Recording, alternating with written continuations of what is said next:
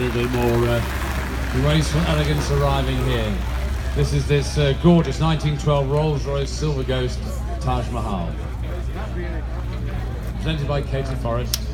Now, the Silver Ghost, as you know, was marketed by the company as the best car in the world. A statement that was probably true given the legend created by the Silver Ghost AX201 in the Scottish Reliability Trial of 1907. And of course, Rolls-Royce didn't claim that for themselves. That's what the motoring press at the time called it, the best car in the world. Now, considering the cost of this car, you'd be amazed to think that they actually built over 6,000 Silver Ghosts over the period of time they were in production. This majestic open tourer with the very desirable parallel bonnet was completely built by Barker Coachworks and was originally supplied to Rolls-Royce of Bombay to be used as their demonstration car. So, ladies and gentlemen, a very elegant motor car, driven very elegantly by Katie Forrest. This 1912 Rolls-Royce Silver Ghost, the Taj Mahal. Thank you. Thank you. Look at that period luggage on the back there. Do you think there's some period clothes in there? All about it. Look at it's in the front mud flaps as well, the chain front mud flaps. Oh yeah. Stunning. Okay, something very special, ladies and gentlemen. It's a 1951 Ferrari 166 Millimiglia 212 Export, also known as the Uovo or Egg, presented beautifully by Max and Laura, good friends of ours. And this car began life. That's a bit noisy, Max. God. Beginning life as a standard 166 Millimiglia Spider, the Uovo or Egg was born out of an accident on the 1950 Millimiglia, with Umberto Mazzotto at the wheel. Seeing the opportunity to create something unique and individual and special, and in fact more competitive, Mazzotto's brother, Count Giannino Mazzotto, commissioned Carrozzeria Fontana, as you can see, the Fontana badge on the side here, to create a body for the chassis with aerodynamics as a priority. And of course, the egg was laid, and here it is. And the Werners actually also used to own the Ferrari 250 short wheelbase, or otherwise known as the bread van. So they have great tasting cars and clearly like things that has an individual touch to it for racing, designed for racing. It's lightweight, purposeful and unique. The Uovo was highly competitive and of course instantly recognisable. And if you do get a chance to have a closer look at this car, it's very original. Have a look at the tubular construction inside the roof there, just so you can really see the way these cars were put together. Of course, it has an egg crate grille. What else? As the egg.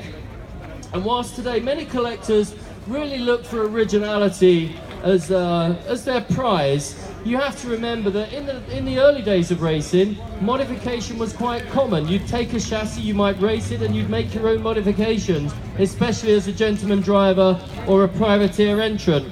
And that is the result that you see here today. An absolutely very, very special and unique car, the Egg. Thank you, Max. Thank you, Laura.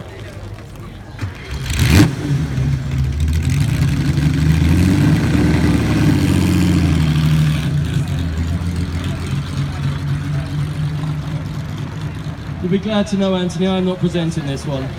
Don't run me over. But I am. Well, here we are. We won't embarrass each other now, but elegantly presented by the elegant Anthony and Anna McLean. This gorgeous 1936 Lancia, Astura, Farina, Bocca Cabriolet. Now, there was a time when Lancia was perhaps slightly overlooked amongst the prestigious Italian marques, but that's not the case anymore. They're starting to win concours all over the world. And it would be unjustifiably so, as the Astura, named after a castle south of Rome, was built to be the finest Italian motor car money could buy in the 1930s. The V8 powered Astura was a true luxurious grand tourer for the wealthy elite, and whilst it's not the most glorious part of their history, Mussolini and various of his generals rather liked them as well in period. This Pininfarina style Bocca example, named after the Biella dealership, is one of just 4 of this type known to survive. This true time warp example, original, unrestored and unmolested, is an elegant and imposing piece of Art Deco rolling sculpture. And you can see with its fold down screen, the Art Deco aerodynamic disc wheel covers and the cross lace upholstery. This motor car wears its history with the utmost dignity, and we're so delighted that Anthony and Anna could bring it to show us today. So thank you so much indeed.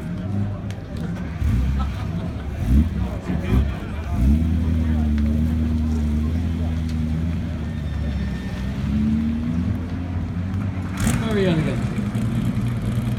One of mind. On its way in, ladies and gentlemen, is the 1958 Maserati 300S, presented by Andreas Modinger and beautifully driven by Elvis, also known as Egon Zweimüller. Thank you. Hey. Now, ladies and gentlemen, look at these side pipes. This is the sports car version, really, of the fabled Maserati 250F Grand Prix car. In fact, there is a 250F here. You can see it over by La Palace on Mr. Fisken's stand. With its all aluminium, straight six with twin plug ignition and triple Webers.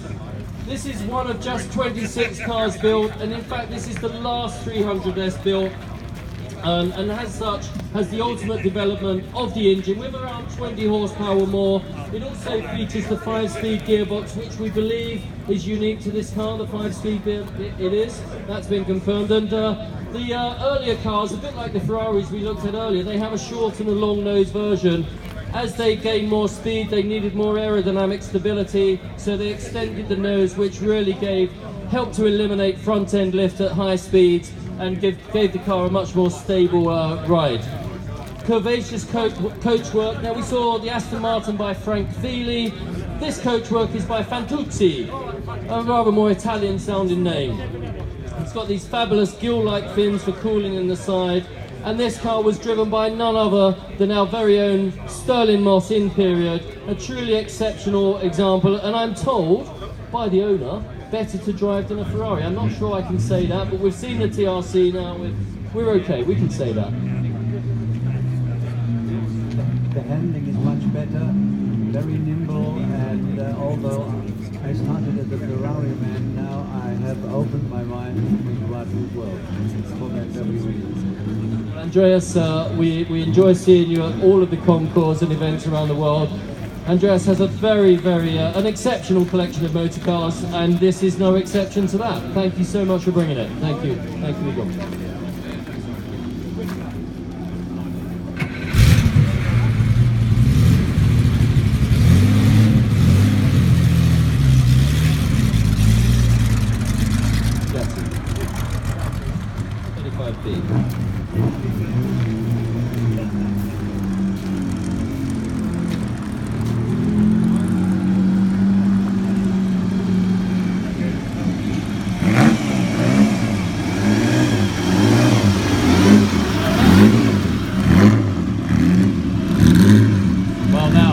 Ladies and gentlemen, gorgeous 1925 Bugatti Type 35 Grand Prix two-seater.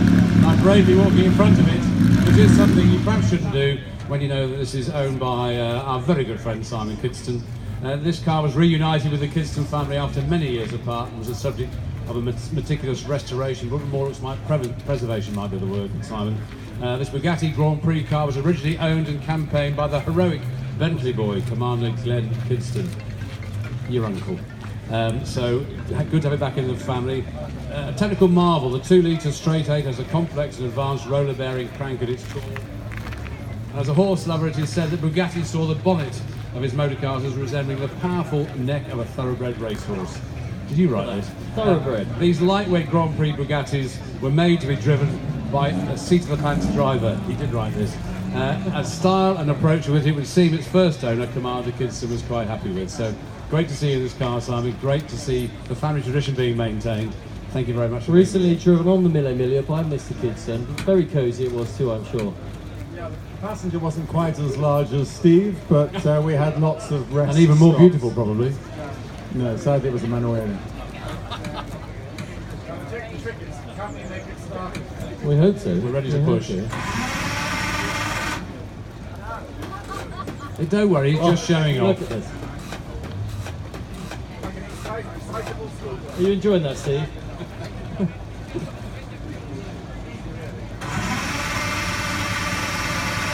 We need to pump it to get the fuel pressure up.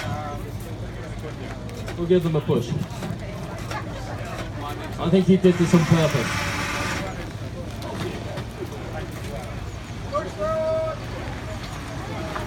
Well, there you go. Always the attention seeker, Simon Kidston, with that gorgeous Type 35 Grand Prix two-seater from 1925.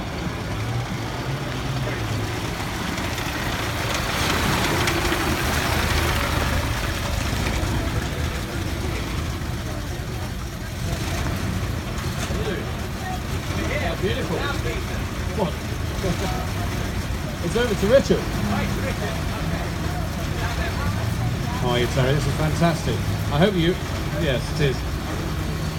You'll forgive us for having a little pause, but we're just getting the paperwork in the right order as we go. That looks right, doesn't it? So, ladies and gentlemen, this gorgeous 1903 Panhard Levassor, 15 horsepower. This is Parisian chic from the earliest days of motoring.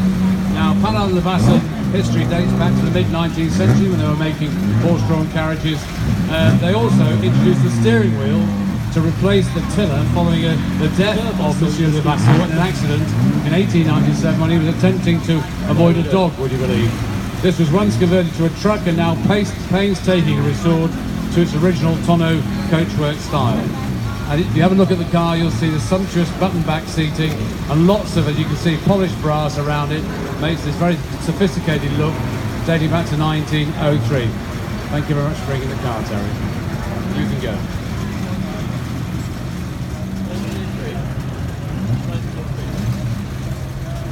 And ladies and gentlemen, if you do get the opportunity to visit Hyde Park on the it's the first Sunday in November, Mr. Reed, the London to Brighton, first Sunday in November.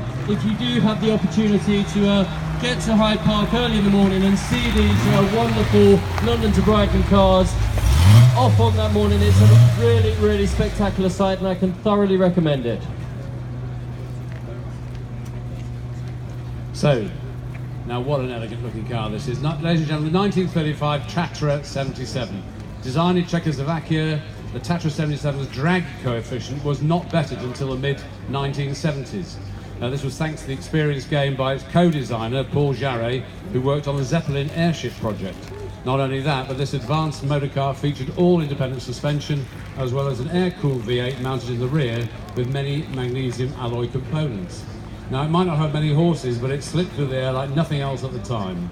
With its rear fin and frog-eyed lights, whatever this streamlined box of tricks may have lacked in conventional beauty, it had brains and forward thinking to be admired, and now has become a much sought-after motor car and a regular appearer at concourses around the world. So, ladies and gentlemen, we're delighted to see this 1935 Tatra 77, and thank you very much for bringing it to Hampton Court. Look at that fabulous windscreen. Looks straight off an aircraft at the era, doesn't it? Different Really sections, fabulous. yes. Thank you very much. Beautifully restored. It's great presentation. Truly advanced engineering.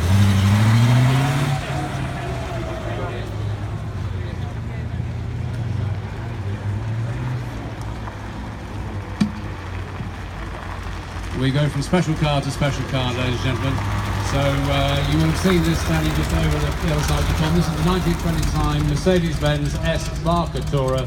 A round of applause for this. I'm delighted to see it presented here by Wincourt, so thank you for bringing it in. Now, originally this was owned by Francis Curzon, the 5th Earl Howe, who was naval officer, member of Parliament, racing driver and co-founder of the British Racing Drivers Club, along with Dudley Benjafield, one of the other Bentley boys at the time.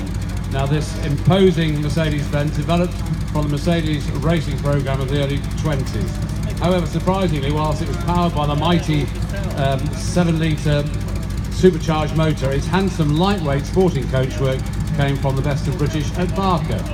Now, with many features, it was influenced by aircraft design of the era, and the pretty boat tail finish off at the rear, and the instrumentation includes an altimeter, or altimeter as we might say across the pond, and it also has this wonderful red light at the front, this red driving light, which just signals effectively, watch out, there's a VIP MP coming through, so get out of the way.